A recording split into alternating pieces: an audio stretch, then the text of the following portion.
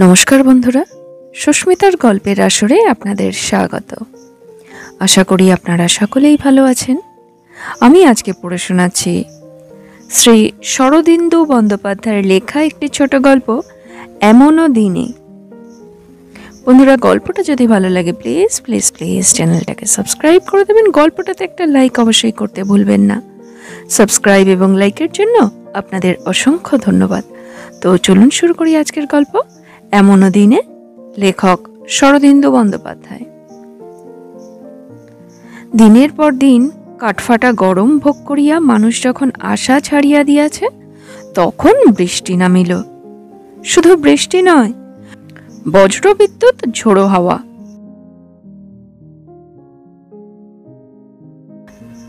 শহরের তাপদগ্ধ মানুষগুলোকে শীতলতার সুধা সমুদ্রে চুবাইয়া দিল। বৃষ্টি আরম্ভ হইয়াছে বেলা আন্দাজ ৩টার সময়। সন্ধ্যা ৬টা নাগাদ দড়ো বিগলিত ধারায় ভিজিতে ভিজিতে বাতাসের ঝাপটা খাইতে খাইতে সমীর গৃহে ফিরিল। শহরের প্রান্তে ছোট্ট একটা বাড়ি, নিচে দুটো ঘর, উপরে একটি। এইখানে সমীর তাহার বউ ইরাকে লইয়া থাকে। দুটি প্রাণী, মাত্র বছর দেড়েক হইয়াছে বিবাহ হইয়াছে। এখনো কপোতকুজন শেষ হয় নাই। বাড়ির দরজা জানালা সব বন্ধ। সমীর দ্বারের পাশে ঘন্টি টিপিতেই দ্বার খুলিয়া গেল।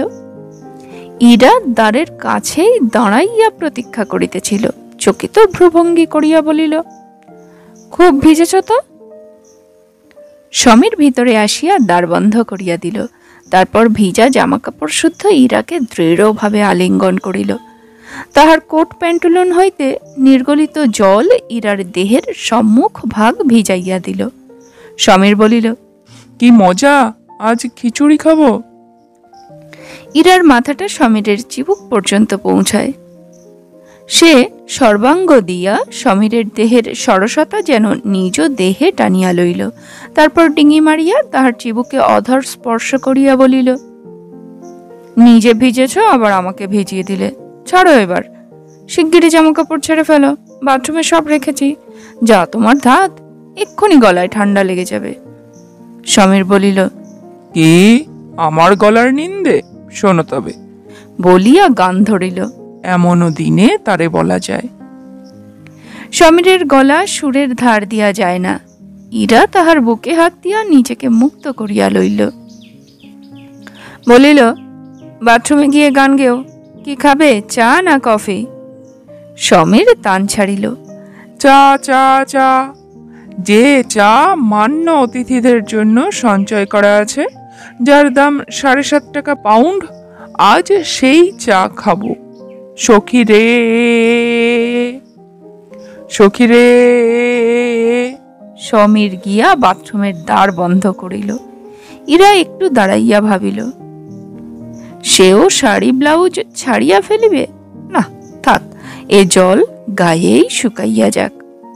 বসিবার ঘরে আলো জ্বলিয়াছে। সমীর ও ইরা সামনাসামনি বসিয়া চা খাইতেছে, চায়ের সঙ্গে ডিম ভাজা। বাহিরে বর্ষণ চলিয়াছে। কখনো হাওয়ার দাপট বাড়িতেছে, বৃষ্টির বেগ কমিতেছে, কখনো তাহার বিপরীত। মেঘের গর্জন প্রশমিত হইয়া এখন কেবল গলার মধ্যে গুরু গুরু রব, কচ্ছিত বিদ্যুতের একটু তৃপ্ত হাসি। এবেলা ঝি আসে নাই, বাঁচা গেছে। প্রত্যহ সন্ধ্যার পরে সমীরের এক বন্ধু তাহার বাসায় আসিয়া আড্ডা জমায়। সে আজ বৃষ্টিতে বাহির হয় নাই, ভালোই হইয়াছে। আজ বাড়িতে শুধু তাহারা দুজন। এই জনাকীর্ণ নগরীর লক্ষ লক্ষ মানুষের মধ্যে থাকিয়াও তাহারা সম্পূর্ণ পৃথক। বৃষ্টি তাহাদের নিঃসঙ্গ করিয়া দিয়াছে। পরস্পরের সঙ্গ সরস নিবিড় নিঃসঙ্গতা। আজ সকালে অফিস যাইবার সময় সমীরের সঙ্গে ইরার একটু মনান্তর হইয়াছিল। সমীর মুখ ভার করিয়াছিল, ইরার অধর একটু স্ফুরিত হইয়াছিল। তখন দুঃসহ গরম। তারপর পৃথিবীর বাতাবরণ বদলাইয়া গেল। কি লইয়া মনান্তর হইয়াছিল? ইরা অলসভাবে স্মরণ করিবার চেষ্টা করিল, কিন্তু স্মরণ করিতে পারিল না। চা শেষ হইলে ইরা ট্রে সরাইয়া রাখিয়া আসিয়া বসিল। সমীর সিগারেট ধরাইল। দুজনে পরিতৃপ্ত মনে কোনো কথা না বলিয়া মুখোমুখি বসিয়া রহিল। পৃথিবীর সকল স্বামী স্ত্রীর মধ্যে মনের মিল হয় না। যেখানে যেখানে মিল হইয়াছে সেখানেও 16 আনা মিল নাও হইতে পারে। দেহের স্তরে, হৃদয়ের স্তরে এবং বুদ্ধির স্তরে মিল কোটিকে গুটিক মিলে। সমীর ও ইরার ভাগ্যক্রমে তাহাদের মধ্যে দেহ, মন ও বুদ্ধির মিল অনেকখানি হইয়াছে। তাহাদের দেহ মন পরস্পরের মধ্যে পরিপূর্ণ পরিতৃপ্তির স্বাদ পাইয়াছিল। বুদ্ধির দিক দিয়াও তাহারা পরস্পরকে সাগ্রহে বুঝিবার চেষ্টা করিত এবং অনেকটা বুঝিয়াও ছিল। তবু মাঝে মাঝে কোনো অসমতার ছিদ্রপথে দুঃখ আসিয়া উপস্থিত হইত, দুজনকেই ব্যাকুল করিয়া তুলিত। বোধ করি দেহ, মন, বুদ্ধির অতীত একটা স্তর আছে, হয়তো তাহা পরিপূর্ণ আত্মসমর্পণের স্তর, সেখানে কেহ উঠিতে পারে না। তাই নিভৃত মনের গোপন কন্দরে একটু শূন্যতা থাকিয়া যায় বই কি। কিন্তু আজ বর্ষণ পরিপ্লুত রাত্রে সমীর ও ইরার মনে কোনো শূন্যতা বোধ ছিল না। বন্যার জলে যখন 10 দিক ভাসিয়া গিয়াছে, তখন কূপে কতখানি জল আছে কে তাহা পরিমাপ করিয়া দেখিতে যায়। দুইজনে গম্ভীর মুখে কিছুক্ষণ পরস্পরের পানে চাহিয়া রহিল। তারপর সমীর বলিল, অত দূরে কেন, কাছে এসে বসো। ইরা বলিল, তুমি এসো বলিয়া সোফা দেখাইল। দুজনে উঠিয়া গিয়া বেতের সোফায় পাশাপাশি বসিল। জানালার কাঁচের ভিতর দিয়া বিদ্যুৎ মুচকি হাসিল। মেঘ চাপা স্বরে গুরু গুরু করিল। সমীর বলিল, কেমন লাগছে? সমীরের সিল্কের কিমনোর কাঁধে গাল রাখিয়া ইরা অর্ধ নিমিলিত নেত্রে চুপ করিয়া রহিল। শেষে অস্ফুটে বলিল, বলা যায় না। সমীর বলিল, কিন্তু কবি লিখেছেন বলা যায়। কবি বলতে পারেন, তাই বলে কি আমরা পারি? পারি। কিছুক্ষণ চুপ করিয়া থাকিয়া সমীর ইরাকে বুকের কাছে টানিয়া লইল। আজ বলবো তোমাকে, তুমি বলবে? অনেকক্ষণ সমীরের বাহুবেষ্টনের মধ্যে পড়িয়া থাকিয়া ইরা চুপি চুপি কহিল, বলবো। সে রাত্রে তাড়াতাড়ি আহার সারিয়া তাহারা দ্বিতল ঘরে শুইতে গেল। রাত্রি 11টা। বৃষ্টি মাঝে থামিয়া গিয়াছিল, আবার শুরু হইয়াছে।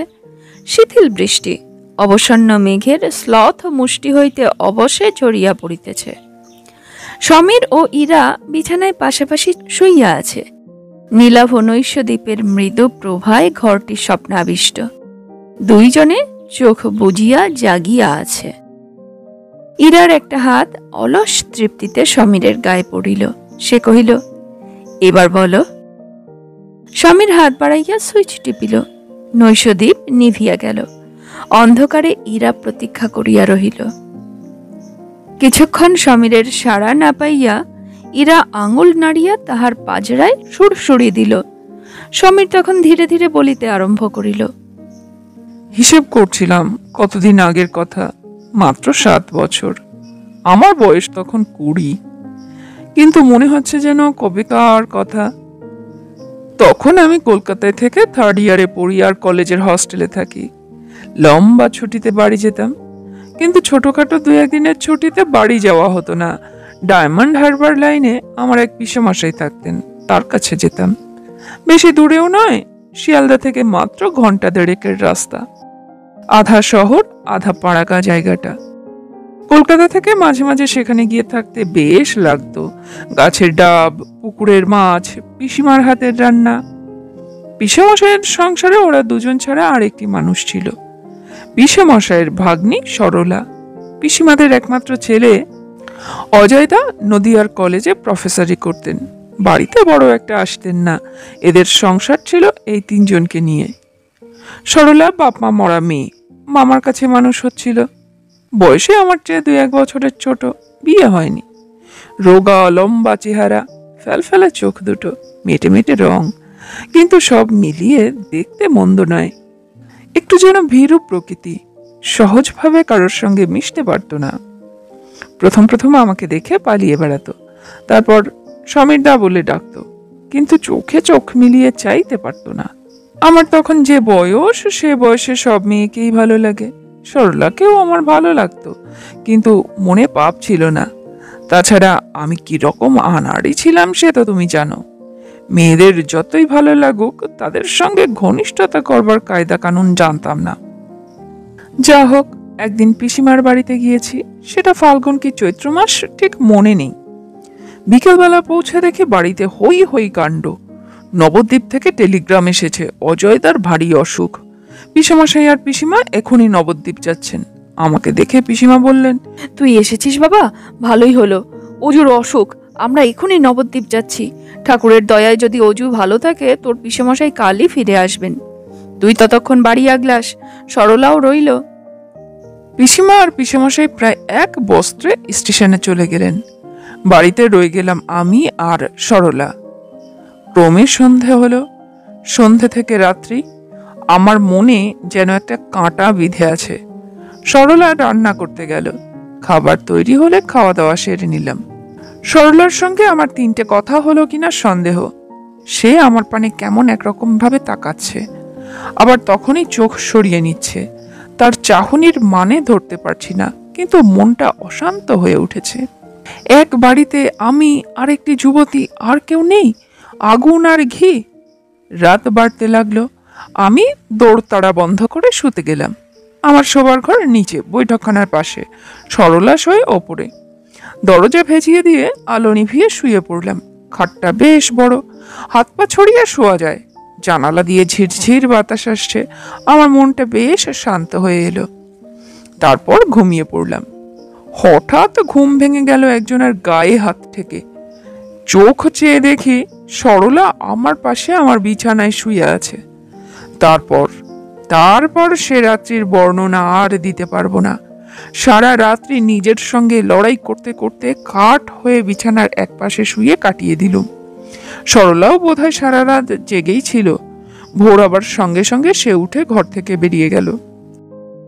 পরের দিনটা কাটলো দুঃস্বপ্নের মতো। একসঙ্গে ওঠা বসা, সে রাঁধছে, আমি খাচ্ছি, অথচ কেউ কারোর মুখের পানে তাকাতে পারছি না। আজ যদি পিসেমশাই ফিরে না আসেন, যদি রাত্রে আবার কালকের মতো ব্যাপার ঘটে, তাহলে? সরলার মনে কি ছিল জানি না, হয়তো সে ভূতের ভয়েই আমার কাছে এসে শুয়েছিল, কিন্তু আমি নিজের কথা বলতে পারি। ভূতের চেয়েও বড় ভূত আমার কাঁধে ভর করেছিল। সেদিন যদি পিসেমশাই না আসতেন। ভাগ্যক্রমে পিসেমশাই বিকালবেলা ফিরে এলো। অজয়দার পান বসন্ত হয়েছে, ভয়ের কোনো কারণ নেই। আমি সেই রাত্রেই কলকাতায় চলে এলাম। তারপর সরলাকে আর দেখিনি, ওদিকে আর পাই বাড়াইনি। তবে শুনেছি সরলার বিয়ে হয়ে গেছে। সমীর নীরব রইল। ইরা কোনো কথা কহিল না।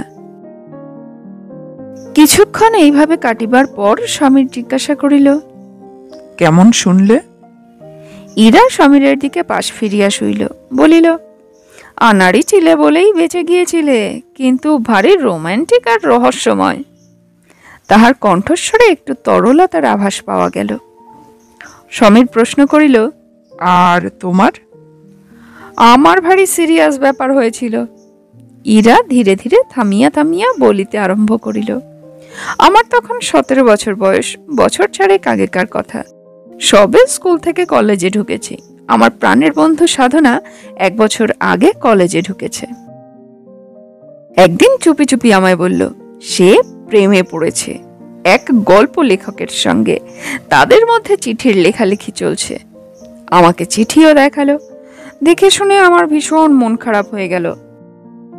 আমি যেন সবটাতেই পিছিয়ে আছি। কি উপায়? আমার বাপের বাড়িতে মেয়েদের উপর ভারী কড়া নজর। মেয়ে কলেজে পড়ি, গাড়ি চড়ে গুড়গুড় করে কলেজে যাই, গুড়গুড় করে ফিরে আসি। ছোঁড়াদের সঙ্গে হুল্লোড় করার সুবিধে নেই। বাবা জানতে পারলে কেটে ফেলবেন। সাধনার কথাবার্তা থেকে মনে হয় প্রেমে না পড়লে জীবনই বৃথা। শেষ পর্যন্ত মরিয়া হয়েই প্রেমে পড়ে গেলুম। আমাদের কলেজের হিস্ট্রির প্রফেসর দিগম্বর বাবুর সঙ্গে। না না, তুমি যে ভাবছো তা নয়। দিগম্বর বাবু নামটাই বুড়ো, কিন্তু মানুষটা বুড়ো নন। 30-32 বছর বয়স, পাতলা ধারালো মুখ, খাড়ার মতো নাকের উপর রিমেলস চশমা। তার কথা বলার ভঙ্গিতে এমন একটা চাপা বিদ্রুপ থাকতো যে মেয়েরা মনে মনে তাকে ভয় করত। তার সঙ্গে প্রেমে পড়ার সাহস কারুর ছিল না। আমি বোধহয় প্রথম। প্রফেসরদের মধ্যে দিগম্বর বাবুই ছিলেন অবিবাহিত, আর যারা ছিলেন তারা আমাদের বাবার বয়সী, কারুর 3টে ছেলে, কারুর 5টা মেয়ে। দিগম্বর বাবু যখন ক্লাসে আসতেন আমি এক দৃষ্টে তার মুখ পানে চেয়ে থাকতুম। তার নাকের ফুটো ছিল ভীষণ ভীষণ বড় বড়, কানে খাড়া খাড়া লোম, মাথার ঠিক মাঝখানে ঘষা পায়রার মতো খানিকটা জায়গায় চুল পাতলা হয়ে গিয়েছিল। মাথা হেড করলেই চকচক করে উঠত, বোধহয় টাকের পূর্ব লক্ষণ। কিন্তু তিনি পড়াতেন ভারী চমৎকার, শুনতে শুনতে মগ্ন হয়ে যেতুম। কিছুদিন এইভাবে দূর থেকে প্রেম নিবেদন চলল, কিন্তু এভাবে কতদিন চলে? সাধনা প্রায়ই জিজ্ঞেস করে, হ্যাঁ রে, তোর প্রেম কত দূর? আমি কিছুই বলতে পারি না। সাধনার প্রেম অনেক দূরে গিয়েছে। তারা এখন লুকিয়ে লুকিয়ে একসঙ্গে সিনেমা দেখতে যায়, পার্কে বসে অনেক রাত্রি পর্যন্ত প্রেমালাপ করে। এদিকে আমার প্রেম যেখানে ছিল সেখানেই পড়ে আছে, এক পাও এগুচ্ছে না। এগোবে কোত্থেকে? দিগম্বর বাবুর কাছে গিয়ে কথা কইবার নামেই আমার হাত পা ঠান্ডা হয়ে আসে। শেষে লিখলুম এক চিঠি, হৃদয়ের আবেগ ভরা লম্বা চিঠি। তারপর কলেজের ঠিকানায় প্রফেসর দিগম্বর ঘোষালের নামে পাঠিয়ে দিলুম। চিঠিতে সবই ছিল, কেবল একটা ভুল হয়ে গিয়েছিল, নিজের নাম দস্তখত করিনি। পরদিন বিকালবেলা হিস্ট্রির ক্লাস। দিগম্বর বাবু ক্লাসে এলেন। লেকচার আরম্ভ করবার আগে পকেট থেকে আমার চিঠিখানা বার করে বললেন, আমি আজ একটা প্রেমপত্র পেয়েছি, তোমাদের পড়ে শোনাতে চাই। দিগম্বর বাবু চিঠি পড়তে লাগলেন। মেয়েরা প্রথমে আড়ষ্ট হয়ে গিয়েছিল, তারপর মুখ তাকাতাকি করতে লাগলো। দিগম্বর বাবুও চিঠি পড়তে পড়তে চোখ তুলে আমাদের মুখের ভাব লক্ষ্য করতে লাগলেন। আমার অবস্থা তো বুঝতেই পারছো, মনে হলো আমার বুকের দুমদাম শব্দ সবাই শুনতে পাচ্ছে। কেন যে তখনই ধরা পড়ে যায়নি জানি না। দিগম্বর বাবু কিন্তু চিঠির সম্বন্ধে কোনো মন্তব্যই করলেন না। চিঠির শেষে একটু মুচকি হেসে লেকচার আরম্ভ করলেন। কলেজে তো এই নিয়ে বেশ হইচই শুরু হলো। দিগম্বর বাবু অন্য ক্লাসের মেয়েদেরও চিঠি পড়ে শুনিয়েছেন। সব মেয়েরা উত্তেজিত, কে লিখেছে চিঠি। ভাগ্যিস চিঠিতে সই করতে ভুলে গিয়েছিলুম, নইলে বিষ খেতে হতো। আমার প্রেম তখন মুমূর্ষ। পুরুষ জাতটা যে কি ভীষণ হৃদয়হীন তা বুঝতে পেরেছি, কিন্তু সাধনা আমাকে বোঝাচ্ছে প্রেমের পথ কণ্টকাকীর্ণ, ওতে ভয় পেলে চলবে না। কিন্তু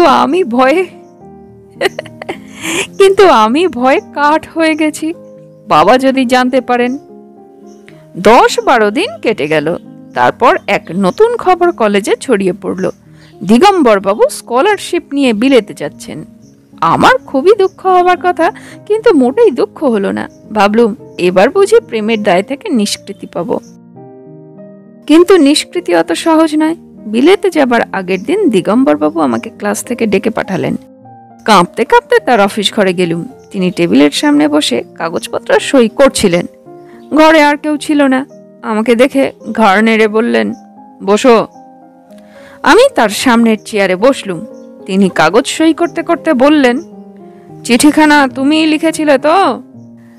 আমি কেঁদে ফেললুম। তিনি উঠে এসে আমার চেয়ারের পাশে দাঁড়ালেন, নরম সুরে বললেন, তুমি সত্যিই আমায় ভালোবাসো? অত বড় উচ্ছ্বাসময় চিঠির পর অস্বীকার করা চলে না। আমি ঘাড় নেড়ে জানালুম, হ্যাঁ ভালোবাসি। তিনি তখন আমায় বললেন, কিন্তু আমি যে কালই বিলেত চলে যাচ্ছি, বছরখানেক সেখানে থাকতে হবে। তুমি 1 বছর অপেক্ষা করতে পারবে? আমি ঘাড় নাড়লুম, হ্যাঁ পারবো। তিনি হেসে পিঠ চাপড়ে দিলেন, বললেন, বেশ বেশ বেশ বেশ, এখন যাও, মন দিয়ে লেখাপড়া করবে। আমি ফিরে আসি, তারপর দেখা যাবে। দিগম্বর বাবু বিলেত চলে গেলেন। প্রথম কিছুদিন খুব আনন্দে কাটলো, তারপর ক্রমে দুর্ভাবনা। যতই দিন ফুরিয়ে আসছে ততই ভয় বাড়ছে। এইভাবে 1 বছর যখন শেষ হয়ে এসেছে, তখন দিগম্বর বাবুর একখানা চিঠি পেলুম। বোধহয় কলেজ থেকে আমার ঠিকানা জোগাড় করেছিলেন। এই তার প্রথম এবং শেষ চিঠি। তিনি লিখেছেন, কল্যাণী আশু, আমি শীঘ্রই দেশে ফিরব। তুমি শুনলে সুখী হবে, আমি এখানে এসে একটি ইংরেজ মেয়েকে বিয়ে করেছি। তার নাম নেলি। মিষ্টি নাম নয়? আশা করি তুমি মন দিয়ে লেখাপড়া করছো। ইতি। কি যে আনন্দ হয়েছিল তার বলতে পারিনে। তারপর আর কি, আর প্রেমে পড়িনি। 2 বছর পরে তোমার সঙ্গে বিয়ে হলো। সমীর হাত বাড়াইয়া নৈশদ্বীপ চালিল। দুজনেই কিছুক্ষণ মুখোমুখি শুইয়া রহিল। তারপর অতি দীর্ঘ নিঃশ্বাস ফেলিয়া সমীর বলিল, দিগম্বরবাবু ভদ্রলোক ভালো ছিলেন, তাই বেঁচে গিয়েছিলে। কিন্তু ইরা সত্যি যদি একটা নোংরা ব্যাপার হতো, তুমি আমাকে বলতে পারতে। ইরা কিছুক্ষণ চোখ বুজিয়া রহিল। আজ মনকে চোখ ঠাড়িবার দিন নয়। সে মনের অতলস্থ খুঁজিয়া দেখিল। না, আজিকার রাত্রে সে সমীরের কাছে কোনো কথাই লুকাইতে পারিত না। সে চোখ খুলিয়া বলিল, পারতাম। আবার বৃষ্টির জোর বাড়িয়াছে। জানালার বাহিরে একটানা ঝরঝর শব্দ। দুইজনে অত্যন্ত ঘনিষ্ঠভাবে শুইয়া ভাবিতেছে। আজ তাহারা যেমন পরিপূর্ণভাবে পরস্পরকে পাইয়াছে, এমন আর পূর্বে কখনো পায় নাই।